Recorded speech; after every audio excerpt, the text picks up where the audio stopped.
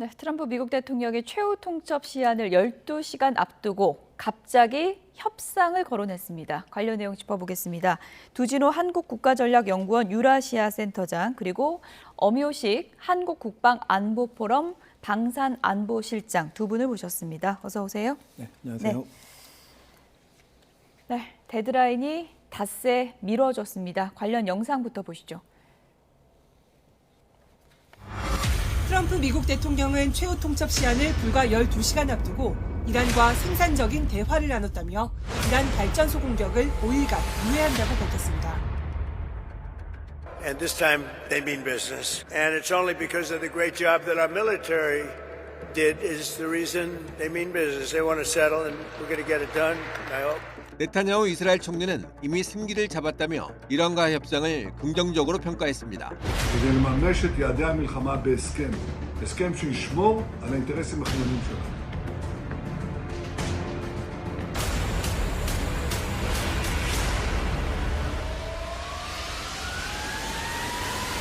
이란 매체들은 현재 이란과 미국 사이에는 어떠한 대화도 없다며 트럼프의 기만 전술이라고 비판했습니다. 미국이 이란과 전쟁 이후 협상 사실을 밝힌 건 이번이 처음입니다. But we'll see what happens. I think there's a very good chance we're going to end up in a deal.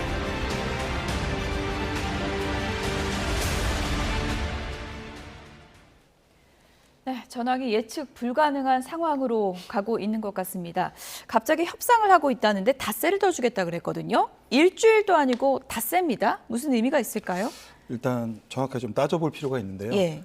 최후 통첩 48시간이었습니다. 예. 48시간 중에서 12시간을 남겨놓고 한국 시간으로 어제 야간에 기습적으로 마지막으로 5일을 더 주겠다. 예. 그러니까 120시간을 추가적으로 더 준 겁니다. 이 5일의 의미가 좀 의미에 대해서 해석을 할 필요가 있을 것 예. 같습니다.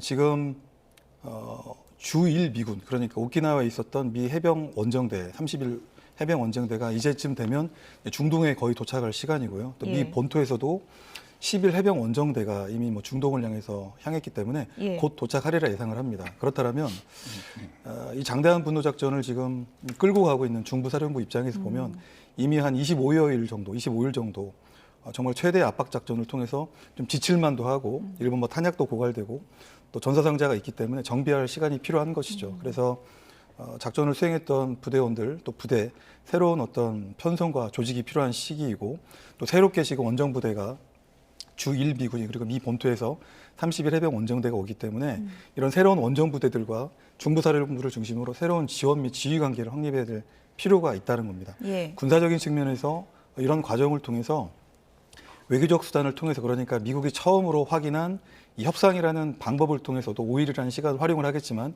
만약에 그 5일이 이 협상을 통해서 되지 않을 경우에 예. 결국은 새롭게 지원 지휘 관계를 확립한 이 군사력을 가지고 새로운 작전을 수행할 수도 있다 저렇게 보고 있는데 그것은 결국은 지금까지 해상우위 공중우세를 통한 1단계 작전에서 필요에 따라서 제한된 지상작전 그러니까 하르그섬이 되었던 캐슘섬이 되었던 여타 이란의 본토가 되었든 간에 제한된 지상작전을 수행함으로써 두 번째 최대의 압박을 수행하는 2단계 작전으로의 전환 가능성도 시사한다고 생각합니다. 네.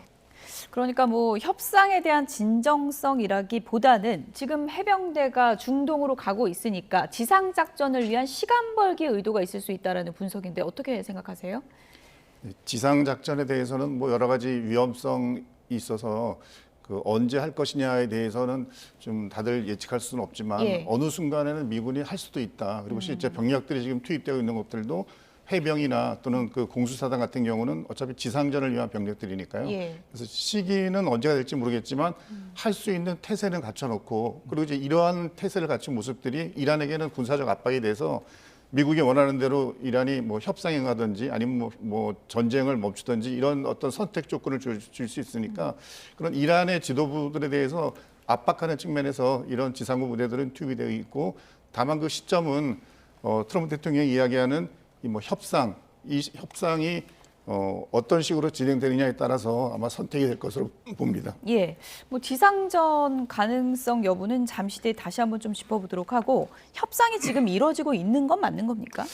이제 어제 그 트럼프 대통령이 플로리다 예. 판비치 공항에서 한 20여 분 정도 스탠딩 기자회견을 했습니다. 그래서 그 내용을 종합적으로 따지고 보면 이미 물밑에서 협상이 진행이 되고 있고요. 또 필요에 따라서 중동 특사죠. 스티브 위트코프 특사 그리고 트럼프 대통령의 사위인 제러드 쿠슈너. 이 쿠슈너와 위트코프 특사는 사실상 우크라이나 전쟁 종식을 위한 평화 프레임워크 예. 이 중재에도 적극적으로 관여를 하고 있고 또 이 두 사람이 이스라엘과 하마스 무장정파 간에도 이 중재에 관여해서 예. 가자지구 1단계 평화안을 이렇게 만든 사람들이고 예. 그것을 이렇게 한 사람들인데 이 사람들이 초기부터 지금 25일째 초기부터 협상에 나설 수 있다라고 자꾸 이제 미 백악관에서 언론을 예. 통해서 밝히는 이유는 실무적인 협상이 진행이 되고 있다. 그리고 트럼프 대통령의 본심은 군사적인 최대 압박도 하지만 동시에 예. 협상도 하고 싶다. 그래서 예. 협상을 통해서 승리를 통해서 이 분쟁을 끝내고 싶다라고 하는 그런 여러 가지 마음들이 좀 반영이 된 걸로 트럼프 이렇게 대통령이 보입니다. 협상 단어를 직접 언급한 건 이번이 처음인 그렇습니다. 거잖아요. 그럼 좀 그렇다는 진전이 어느 정도 있다는 얘기인가요? 실무 협상은 이루어지고 있거나 예. 양자 간에 이루어질 수도 있겠고 예. 누군가 뭐 대리인 혹은 중재를 자처한 파키스탄이 될 수도 있겠고요. 이집트가 될 수도 있겠고 트르키예가 될 수도 있겠고 또 이 국가들은 사실은 이스라엘 하마스 분쟁 그리고 러시아 우크라이나 분쟁에도 예. 실제 관여했던 국가들이기 때문에 예. 어느 정도 중재할 수 있는 그런 경험을 갖고 있고 또 미국과 그런 부분에서 접촉이 있었던 국가들입니다. 그냥 협상하고 있다고 한 게 아니라 이란이 핵을 거의 포기했다. 우리가 여러 가지 쟁점이 있는데 이란이 거의 동의했다. 이렇게까지 얘기를 했거든요. 이건 뭐 블러핑입니까? 어떻게 봐야 됩니까? 네, 트럼프 대통령이 기자들과 문답하면서 이렇게 협상이란 단어보다는 거래, 딜이라는 표현을 썼거든요. 자기는 평생 그런 것만 해왔기 때문에 너무 이런 게 전문가다. 예. 그래서 이 거래, 딜에 이란이 응할 것으로 본다고 얘기하며 트럼프 대통령은 15개의 그 요구를 했는데 예. 이란 측이 대부분 이제 수용했다라고 이야기를 했거든요. 그러니까 뭐 핵무기를 절대 앞으로 개발하지 않겠다 해서부터 여러 가지 미국의 요구사항을 받아들였다. 심지어는 이란이 먼저 이런 그 논의를 요청해 왔다. 미국이 예. 한 것이 아니라 실제 이제 이런 것이 실제인지 아니면 트럼프 대통령이 또 무언가를 노리고 뭐 연막전을 펴는 건지는 알 수 없지만 이렇게 자꾸 협상을 던지고 또 날짜를 이렇게 제시하는 것은 예. 한편으로는 뭐 그 실제 압박이 될 수 있고 또 그 때에 따라서는 속임수가 될 수도 있겠지만 이란군의 어떤 내부 혼란을 부추길 수도 있거든요. 이란 입장에서는 자꾸 48시간이었다가 뭐 5일 이렇게 되면 내부에도 지금 지도 체제가 완벽히 정리되지 않은 상태이기 때문에 끌려가는 모양새가 될 수 있는 거군요. 그래서 예. 뭐 강경파와 운경파들 간의 내부 분열이 있을 수도 예. 있고 이란의 어떤 지도부에 혼란을 주기 위한 또 하나의 그 측면도 볼 수 있다고 하겠습니다. 사실 뭐 이란이 어떤 답을 했는지 저희가 여기서 팩트 체크를 할 수는 없는 거고 네. 트럼프 미국 대통령이 전하는 분위기만 지금 전해드릴 수 있을 뿐인데 이스라엘 언론에서는 미국이 이란 전쟁 종식 가능일로 4월 9일 날짜까지 못 박았다 이런 얘기까지 전해지고 있거든요. 그게 이제 날짜를 특정하기가 사실은 쉽지가 않죠. 예. 왜냐하면 이 장대한 분노 작전과 포위하는 사자 작전을 통해서 뭐 이란의 다양한 탄도미사일 능력 그리고 드론 능력을 거의 뭐 90% 이상 괴멸을 했다고는 하지만 예. 그럼에도 불구하고 디에고 가르시아라고 하는 미국과 영국의 합동 연합 기지를 타격할 수 있는 지금 중거리 미사일을 쓰고 있고 네. 여타 탄도미사일과 드론을 통해서 GCC 국가들에 대해서 계속적으로 지금 공격을 하고 있는 상황이기 때문에 여전히 이란이 저항 능력이 있고 또 그 뒤에 누군가 배후 세력들이 있습니다. 계속적인 전쟁 지속 능력을 확충해 나갈 수 있도록 하는 능력이 있기 때문에 날짜를 특정함으로써 엄 실장님 지적하신 대로 이 정치적 수사를 통한 최대의 압박 효과를 동시에 누리고 또 한편으로는 실제 군사작전을 통해서 계속적으로 이란의 아직 파괴되지 않은 여타 해안포라든지 예. 또 탄도미사일 발사대라든지 이런 표적들을 동시에 계속적으로 타격을 하고 있는 그런 상황인 것입니다. 예. 조금 전에 그 해병대 지상군 작전을 언급을 해주셔서 하르그 섬 장악 시나리오가 지금 제일 유력하게 거론되고 있잖아요. 해병 원정대 그리고 공수부대 병력까지 지금 거론되고 있는데 어떻게 다른지 그리고 작전이 어떻게 좀 이뤄지게 될지 좀 시나리오를 그려주시죠. 제가 미 중부 사령부에 만약에 참모 장교 요원이라면 예. 장대한 분노 작전은 이미 수개월 전에 작성이 됐을 것이고요. 그렇군요. 지금처럼 오키나와에 있는 주1 미군 해병대라든지 미 본토에 있는 이 11 해병 원정대가 움직이는 것은 예. 사전에 작성된 어떤 미군의 일종의 뭐 시차별 부대 전개 재원에 따라서 굉장히 계획적으로 움직이고 있는 것이고 설령 그것이 극단적인 상황에서 지상전을 실제 하건 안 하건 간에 할 수 있다라고 하는 최악의 상황을 놓고 지금 상황에 대비하고 있는 모습은 분명히 보입니다. 네. 그래서 지금 해병 원정대가 움직이고 있고 또 지금 하나는 오키나와 기지에 그렇습니다. 있다가 예. 지금 이동을 하르그섬 쪽으로 하고 있는 것으로 중동 추정하고 지역으로 있는데 전환이 되고 있죠. 예. 그래서 강습 상륙함을 탑승해서 이동을 하고 있는데 저 병력들은 어떤 강습 상륙 작전 말고 예. 강제 진입 작전과 같이 아주 기습적으로 특정 지역을 강점할 수 있는 그런 능력과 태세들을 갖춘 그런 부대입니다. 그렇군요. 만약에 뭐 미군이 다양한 선택지를 시뮬레이션을 하고 있을 거라고 생각을 하고 여러 가지 옵션들을 이미 예. 준비를 해놨을 겁니다. 예. 그래서 최소의 투자로 최대의 효과를 얻을 수 있는 아마 그런 군사 작전들을 조금 전에 그래픽 모색을 할 다시 건데요. 보여주시겠어요? 뭐 지금 뭐 하르그섬 얘기도 나오지만 예 다른 그래픽이요. 뭐 캐슘섬이다 이런 캐슘섬. 얘기도 있고 네, 그렇습니다. 어떤 시나리오가 유력하다고 보세요? 둘 다 나름대로 경제 안보의 핵심적인 공간들입니다. 예. 그래서 하르그섬 그 자체로는 만약에 미 해병 원정대가 강제 진입 작전을 통해서 강점을 할 경우에는 예. 그야말로 상대 측에 고가치 표적을 확보한 상태에서 협상을 진행을 할 것이기 때문에 굉장히 협상력을 높이는 데 유의미한 그런 목표 대상이 될 것이고요. 더군다나 이란에서 생산하는 에너지의 90%가 이 터미널을 통해서 나가기 때문에 예. 이란 입장에서 저걸 뺏기게 되면 사실상 전쟁 수행 능력, 결국은 자금이 있어야 이 전쟁을 끌어갈 수 있는데 그런 차원에서도 상당한 의미가 있는 그런 지역이 되겠습니다. 다만 미군이 하르그섬만 저는 점령할 거라고 생각을 안 합니다. 동시다발적으로 하르그섬과 또 중요한 목표 대상 중에 하나이자 이 전쟁 목표인 이란의 어떤 임박한 핵 위협을 제거하기 위해서는 예. 100%는 아니더라도 네. 일부 핵 능력을 동결시켜야 될 필요성이 있기 때문에 포로더라든지 특히 나탄즈, 이스파한과 같은 혹은 테헤란에 있는 핵개발센터 어느 곳, 한두 곳은 동시다발적으로 점령해야 될 필요가 있어서 하르그섬은 일종의 기만작전으로 활용할 가능성도 네. 있다 이렇게 좀 전망합니다. 네, 어쨌든 지금 시점 정리를 좀 해보면 트럼프 대통령이 닷새 더 주겠다 하면서 데드라인을 닷새 연장해서 27일까지가 지금 데드라인이 됐는데 미국 해병 원정대가 중동에 도착하는 시점도 27일쯤이다라는 이제 언론 보도가 나오고 있는 거고 미국 뉴욕타임스는 이런 보도했습니다. 미국이 82 공수사단 투입도 검토하고 있다라고 하는데 공수사단이 어떨 때 쓰는 부대인가요? 보통 공수사단은 저희가 예. 뭐 낙하산이라는 표현을 쓰지 않습니까? 예. 비행기에서 낙하산을 메고 뛰어내려서 보통 이제 맞상대하고 있는 적군의 배후로 착륙을 해가지고 그 적 후방에서 적들을 교란시키는 활동을 하게 되는 게 일반적이고요. 예. 그리고 이제 이런 그 공수부대들이 전투를 하려면 기본적으로 장비는 되게 가볍게 가져가거든요. 그러니까 그렇군요. 중장비 같은 것들이 없이 가기 때문에 적 후방으로 침투가 됐으면 굉장히 장기간 동안 그 지역에서 작전할 수 있는 그런 여건들이 돼야 되는데 결국 본대와 그 연결이 되고 협력이 돼야지만이 그 공수부대의 작전이 성공할 수가 있는데 지금 같은 상황에서는 이란의 후방으로 82 공수사단을 투입해서 이란군을 포위하는 것이 아니라 자칫 잘못하면 그 82 공수사단이 이란군 내에서 고립될 가능성이 있고 고립이란 것은 또 굉장한 인명피해를 상정할 수 있거든요. 그렇죠. 그래서 뭐 호르무즈 해안 쪽에서 어떤 그 제한적인 상륙이나 점령하는 것들은 생각해 볼 수 있겠는데 예. 그러니까 공수부대가 과감하게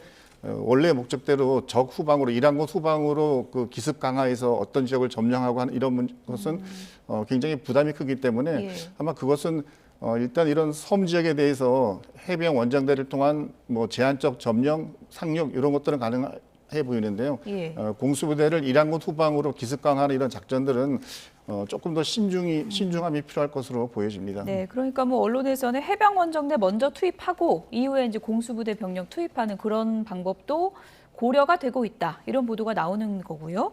초토화시키겠다. 이런 발언이 나온 뒤에 협상 카드 내용이 나오는 이런 혼란스러운 상황에서 CNN 언론은 그 시점을 좀 들여다봐야 된다. 이런 보도도 했습니다. 그래픽 좀 보여주시면 좋을 것 같은데요.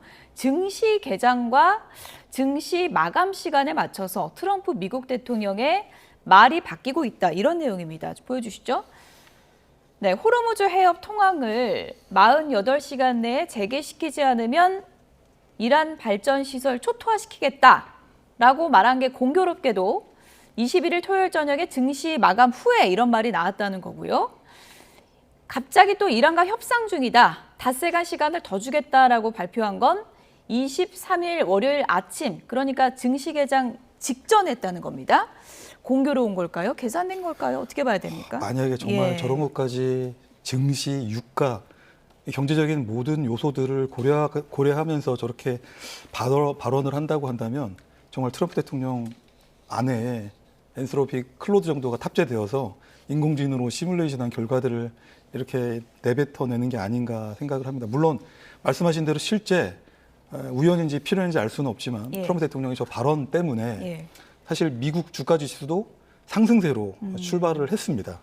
의도를 했다면 의도대로 된 거군요. 네, 의도를 했다면 의도대로 그 효과가 견인이 되는 측면이 있다는 거죠. 예. 그래서 이렇게 하는 이유는 전쟁 수행의 한 방법일 수도 있겠고요. 지금 호르무즈에 대한 이란의 워낙 군사적 위협이 고조가 되는 상황이다 보니까 그 부메랑이 사실은 미국을 향하는 측면도 없지 않아 있는 겁니다.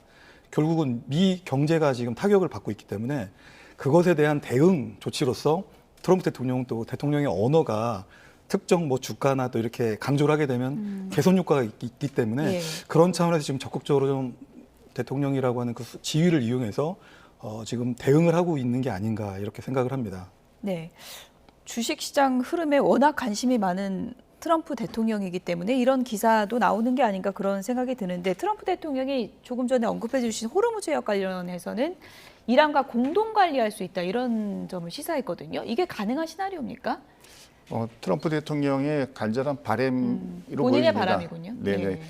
이란 입장에서 미국과 함께 호르무즈 해협을 관리한다는 것은 이 전쟁에서 이란이 완전히 져서 항복했을 경우에나 가능한 것이지 현재처럼 끝까지 항전을 내세우고 있는 이란 입장에서 호르무즈 해협을 미국과 함께 관리한다는 것은 향후 전쟁이 끝나고 난 이후에 이란의 존재감이 사라지는 게 되거든요. 그럼 이란이라는 그 체제의 보호, 체제 유지도 굉장히 위험해질 수 있기 때문에 네. 지금 상태에서는 트럼프 대통령이 그냥 바람상이고 트럼프 대통령이 이란 측의 어떤 조금 더 순화된 반응 또는 이런 뭐 협상과 뭐 휴전 이런 거에 대한 것을 끌어내기 위한 예. 일종의 뭐 미끼와 같은 것이지만 그것을 믿기는 어려워 보입니다. 이란이 응할 가능성은 거의 없다. 이렇게 네네. 보시는 거군요. 미국이 지금 이란과 협상을 하고 있다고 하면서 트럼프 미국 대통령이 이란의 탑 퍼슨과 대화를 나누고 있다. 이런 영어식 표현을 썼는데 도대체 그 사람이 누굴까요? 다음 영상 보시죠. 트럼프 대통령은 협상 당사자가 최고 지도자인 모주타바 하메네이는 아니라면서 신변 위협 때문에 공개할 수 없다고 전했습니다. A top person. Don't forget, we've wiped out the leadership phase 1, phase 2, and largely phase 3. But we're dealing with the man who I believe is the most respected and the leader, most respected and the leader. 이에 대해 미국의 악시오스는 이란 측 협상 상대는 모주타바의 최측근인 모함마드 바게르 갈리바프 의회 의장이라고 보도했습니다. 지난 12일 첫 메시지도 국영방송 앵커가 대독해 부장설에 무게가 실리고 있습니다.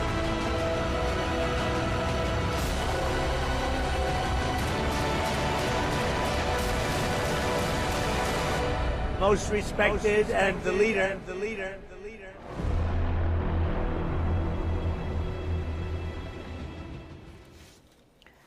네, 도대체 이란의 키맨은 지금 누군지 그것조차 혼란스러운 상황에서 트럼프 미국 대통령은 분명 나는 미국은 탑 퍼슨과 얘기를 하고 있다라고 하는데 그 사람이 누굽니까? 영혼의 대화를 하고 있는 게 영혼의 아닌가 대화입니까? 싶을 정도로 탑 퍼슨이 과연 존재할까 생각도 합니다. 다 제거됐잖아요. 트럼프 대통령 얘기한 대로 1인자, 2인자, 3인자 대행이 지금 다 제거된 상황에서 지금 유력하게 미국의 대화 상대로 언급이 되고 있는 이란의 국회의장 갈리바프 의장인데 사실 이 사람의 이력도 보면 네. 이란 혁명 수비대 출신입니다. 이란 혁명 수비대 이란 출신. 혁명 수비대 예. 출신이고 이제 내무부 수장을 거쳤고 또 테헤란 시장을 하면서 일종의 테헤란의 봄을 강압적인 수단을 통해 국가 폭력을 동원해서 억압했던 인물이기 때문에 예. 사실 그런 걸 놓고 본다면 미국의 적절한 대화 상대가 되지 않을 수도 있거든요. 그런데 트럼프 대통령의 주장대로 다 제거가 됐기 때문에 적절한 인물이 없으니 남은 그나마 사람이 없으니 남은 사람들 중에서 예. 정상적으로 좀 대화가 되고 그런 교섭력을 갖춘 협상력을 갖춘 대상이 누구일까라고 했을 때 그냥 갈리바프 정도 의장 정도가 된다는 것이죠. 뭐 굳이 나누자면 그나마 온건파인 그렇죠. 겁니까? 온건파라고 저는 보지 않습니다. 온건파는 굉장히 아닙니까? 이슬람 원리주의 예. 강경파이기 때문에 예. 사실 이란 보수 기득권을 대표하는 인물이기도 합니다.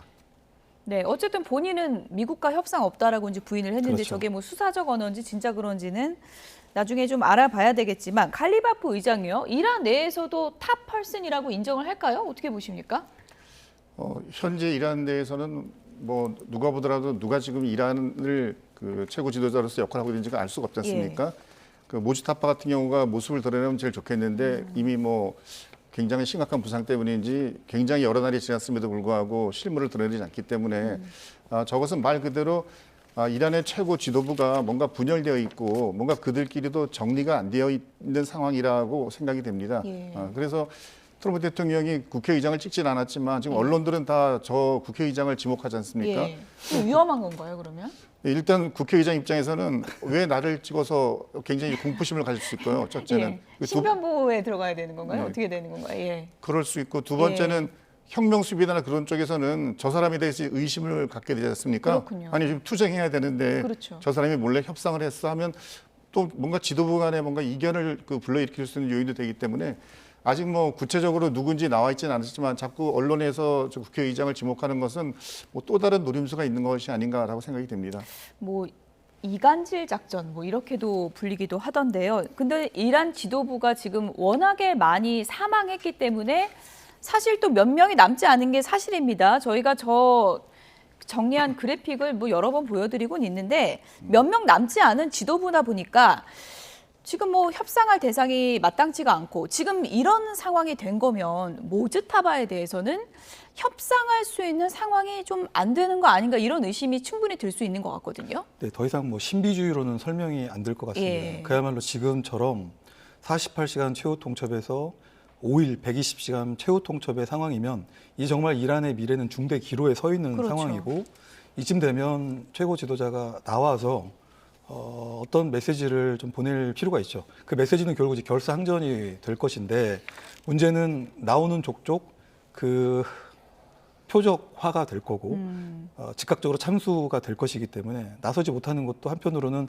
이해도 되고 예. 오 실장이 말씀하신 대로 갈리바프 부장도 원하지 않았는데 갑자기 펄스 퍼슨이 되면서 예. 그의 신변도 이제 자유롭지 못하고 예. 특히 이란 혁명 수비대로부터 계속 이제 의심을 받을 것이기 때문에 예. 참 그런 측면에서 봤을 때 하메네이 신정 체제에 과연 조직적이고 어떤 체계적인 지휘 통제가 지금 돌아가고 있는가라고 예. 하는 의심을 지울 수가 예. 없는 겁니다. 모지타파가 나오지 예. 않는 한 이런 의심은 계속될 것이고 이란 혁명 수비대 내부의 지휘 체계는 계속 붕괴할 가능성이 크다 이렇게 전망합니다. 그러니까요. 뭐 모스타바가 아무래도 안전 문제를 걱정할 수밖에 없을 것이다라는 의견도 많지만 지금 이 정도 되면 미국 대통령이 탑 퍼슨으로 다른 사람을 지금 지목할 정도가 되면 지금은 나와야 되지 않냐 이런 얘기들이 많은 것 같습니다.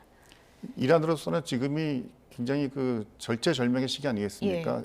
나라가 굉장히 군사적으로 압박을 받는 것 플러스 이란의 그 정치 체제가 그대로 유지될 수 있는지 없는지 굉장히 사활에 걸린 측면인데 최고 지도자라는 직함을 가진 사람이 이런 가장 결정적인 시기에 모습을 드러내지 않는다는 것은 그것은 정말 움직일 수 없을 정도의 심각한 부상을 입었거나 아니면 그 사람 자체가 어떤 심리적 공황에 빠져서 나설 수 없는 상태가 됐고 결국 그런 지도자의 그런 무약한 모습은 일반 국민들에게 뭔가 기댈 곳이 없어지기 때문에 이란의 어떤 미국에 대한 저항이 오래가지 못하고 금방 붕괴될 수밖에 없는 그런 상황으로 보여집니다. 아마 이 시점에서 새로 거명됐던 국회의장이 만약 또 미국이 뭔가 공격을 해서 어떤 신상의 변화가 생긴다면 그러면 이란은 아마 걷잡을 수 없는 혼란으로 빠질 수 있기 때문에 그 거명된 국회의장도 지금 시점에서는 굉장히 신중한 판단을 위해서 고민하고 있을 것으로 생각이 됩니다. 실질적으로는 최고 지도자 공백 상태 뭐 이런 식으로도 볼 수 있을 것 같은데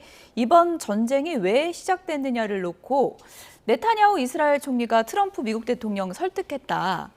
그럼 설득을 했다면 과연 어떤 내용을 가지고 설득을 했을까 이런 많은 추측이 있었는데 로이터 통신이 이런 보도를 했습니다. 그래픽 보여주시죠. 예. 네. 네타냐후 총리가 이제 트럼프 미국 대통령과 통화를 했다는 내용, 이 얘기도 있었고, 그리고 이제 로이터 통신에서 보도한 내용을 지금 그래픽으로 보여드리고 있는데, 이란 공습 48시간 전에 이렇게 설득을 했다라는 거예요. 네타냐후 총리가 하메네이를 제거할 수 있는 다시는 없을 기회다. 우리가 지금 지도부 위치를 다 파악할 수 있다라고 하면서 2024년 대선 때 이란이 모의한 것으로 알려진 트럼프 청부살인 음모 사건, 아주 정당한 보복할 수 있는 기회다. 이렇게 설득했다는 내용이 언론 보도로 전해졌습니다. 그러니까 개인적 복수를 이참에 해라, 뭐 이런 내용입니까? 어떻게 봐야 됩니까? 만약에 저 언론 보도가 정말 사실이라면 예. 트럼프 대통령은 개인적인 보복을 위해서도 네타냐후 총리의 저런 제안에 가스라이팅이 되어서 예. 전쟁을 한 것이 아니냐, 또 이렇게 의심을 해볼 수가 있을 것 같고요. 예. 또 그것을 나름대로 좀 지지하는 그 주장 중에 조켄트 데테러 센터장, 이미 데테러 국장 이미 뭐 자발적으로 사임을 했습니다만, 사임을 했던 여러 가지 이유 중에 하나가 이스라엘의 로비에 의해서 미국이 원하지 않는 일종의 전쟁의 소용돌이에 빠져버렸다라는 그렇죠. 표현을 썼습니다. 예. 사실상 이 전쟁은 미국의 전쟁이 아닐 수도 있고 이란에 임박한 핵 위협이라는 것도 모호한데, 그런 모호함을 넘어서서 그냥 네타냐후 총리 이스라엘의 간궤에 빠져서 이 전쟁을 일으키는 실수를 범했기 때문에 조켄트 입장에서의 정치적 올바름에서 이거를 받아들일 수 없다 해서 사임의 이유가 된 건데요. 그런저런 맥락을 놓고 볼 때 적지 않게 트럼프 대통령의 전쟁 결심에 이런 네타냐후 총리의 의견들이 적지 않게 반영이 된 게 아닌가, 이렇게 생각을 합니다. 네. 어쨌든 뭐 하메네이 제거는 했는데 두 정상이 원한 대로 개인적 앙심이 정말 좀 바탕이 있다고 보십니까? 이스라엘이라는 나라는 가장 싫어하는 나라가 적대국이 이스라엘 입장에서는 없어져야 할 국가가 이란임을 이미 역사가 증명하고 있지 않습니까? 예. 그래서 네타냐후 총리 입장에서는 이번 기회에 이란의 힘을 완전히 소멸시켜서 앞으로 계속 이스라엘을 공격하지 않는, 최근도 보면 이란이 이스라엘로 수많은 미사일과 드론을 보내서 이스라엘을 직접적으로 위협하는 세력은 이란에 있는 그 혁명 수비대하고, 그다음에 이란의 직접적인 사주를 받고 있는 레바논 헤즈볼라, 이런 세력들이니까 이스라엘 입장에서 항구적인 평화를 확보하기 위해서는 이란이라는 그 적대 세력이 없어져야 된다는 것은 분명하기 때문에 이스라엘 입장에서는 이번 기회에 이란의 군사력을 거의 뭐 제로 상태로 만들어야 되겠다는 그런 목적이 있는 것 같습니다. 그렇기 때문에 지금 네타냐후 총리가 트럼프 대통령을 설득해서 회의에서 이 전쟁을 시작했다라는 그런 그 썰들이 예. 설득력을 갖는 것 같습니다. 네. 어쨌든 뭐 이스라엘 네타냐후 총리와 트럼프 대통령의 사이가 뭐 예사롭진 않은데, 전쟁 와중에 이스라엘을 또 간다 그래서 무슨 상을 받는다 그러더라고요. 어떤 얘기입니까? 어쨌든 지금 미국의 장대한 분노 작전 때문에 예. 뭐 10월쯤 노벨 평화상에 가셔야 될 텐데, 네. 트럼프 대통령 그거 되게 받고 싶어 했잖아요. 그렇죠. 그런데 지금의 분위기로서는 노벨 평화상 받기는 쉽지 않아 보이고, 예. 그래서 이스라엘이 줄 수 있는 뭐 최고 훈장상인 이스라엘 상을 이스라엘상. 그래서 예. 트럼프 대통령이 이스라엘 방문 계기에 이스라엘 이걸 준다는 것이죠. 네타냐후 총리가 뭐 수여를 하겠죠. 일종의 이스라엘 줄 수 있는 최고의 훈장을 이제 트럼프 대통령에게 수여를 한다는 건데, 또 트럼프 대통령이 이런 데 사심이 또 많은 사람이잖아요. 그렇죠. 그래서 일종의 환심을 사고 이 전쟁에서 글쎄요, 그쯤 되면 전쟁을 끝낸 상태일 수도 있고, 아니면 전쟁이 끝나지 않고 전쟁이 장기화되는 그런 상황일 수도 있고, 그래서 전쟁이 만약에 끝났다면 이제 그것은 미국의 조기 승리 선언, 동시에 이스라엘의 승리가 될 수 있겠죠. 그것을 자축하는 의미가 있겠고요. 만약에 그때도 전쟁이 끝나지 않는다면 장기화되고 있는 이 전쟁에서 이스라엘과 미국과 이스라엘이 한 팀을 이뤄서 조금 전에 엄 실장님이 지적하셨던 존재 자체가 위협인 예. 이란을, 하메네이 체제를 붕괴시키는데 단일 대우를 형성하기를 그런 바라는 마음으로 일종의 로비를 하려고 하는 게 아닌가, 이렇게 생각을 합니다. 이스라엘상, 트럼프 대통령이 큰 영광이고 이스라엘을 위해서 나만큼 많은 일을 한 사람은 없다, 이렇게 자찬을 했다고 하는데, 4월 22일 날 수상이 된다고 하는데 그 전에 전쟁이 끝날지는 좀 지켜봐야 될 것 같습니다. 어쨌든 이란 사태로 가장 주목을 받고 있는 인물이 또 한 명이 있죠. 바로 김정은 북한 국무위원장인데요. 우리의 국회격인 최고인민회의 연설을 통해서 이번에 대남 적대 정책을 다시 한번 확인했습니다. 이종원 기자입니다. 16,000자가 넘는 김정은 국무위원장의 시정연설에서 한국은 딱 2차례 언급됐습니다. 그러나 표현은 꽤 거칠었습니다. 김 위원장은 한국을 가장 적대적인 국가로 공인하고 가장 명백한 언사와 행동으로 철저히 배척하며 무시하면서 다루어 나갈 것이라고 말했습니다. 그러면서 우리 공화국을 건드리는 한국의 행위에 대해선 추호의 고려나 사소한 주춤도 없이 무자비하게 대가를 치르게 하겠다고 위협도 했습니다. 세계 도처에서 테러와 침략 행위를 자행하고 있다며 미국도 비판했는데 트럼프 대통령을 직접 거론하진 않으면서 수위는 조절했습니다. 다만 핵보유국 지위는 결코 협상 대상이 아니라는 점을 거듭 강조했습니다. 김정은 동지의 역사적인 시정 연설은 미 중유의 세계적 승리를 절기찬 전성과 도약으로 굳건히 이어나갈 수 있게 하는 불멸의 국가 건설 대강으로 됩니다. 이 밖에 김 위원장의 시정연설은 3기 내각 출범을 공식화하며 향후 청사진을 제시하는 데 집중됐습니다. 특히 경찰제도 도입을 예고한 점이 눈에 띕니다. 김 위원장은 이미 심도 있는 연구와 준비 사업이 수년 동안 진행되었다며 기존 경찰 역할을 하던 사회안전군을 경찰 무력으로 개편하는 준비 사업이 진행될 거라고 공개했습니다. 내부 치안 유지의 전문화를 지향하면서도 정상국가라는 국제 기준에 맞추는 동시에 강화된 법 집행을 통해 내부 불만 세력을 철저히 통제하겠다는 의도로 보여집니다. 또 북한 매체들은 기존 사회주의 헌법에서 사회주의를 뺀 헌법으로 명칭을 바꿨다고 보도하면서도 남북을 적대적 두 국가로 명문화하기 위한 헌법 개정이 이뤄졌는지는 공개하지 않았습니다. 김 위원장의 공인이란 표현이 제도화를 의미하는 것으로 보이긴 하지만 전략적 모호성을 극대화하려는 의도란 분석도 나오고 있습니다. YTN 이종원입니다. 네, 지금 중동 전쟁 중인데 미국에 대한 비난은 없고 한국에 대해서 굉장히 강한 비난의 발언을 했습니다. 배경을 어떻게 봐야 될까요?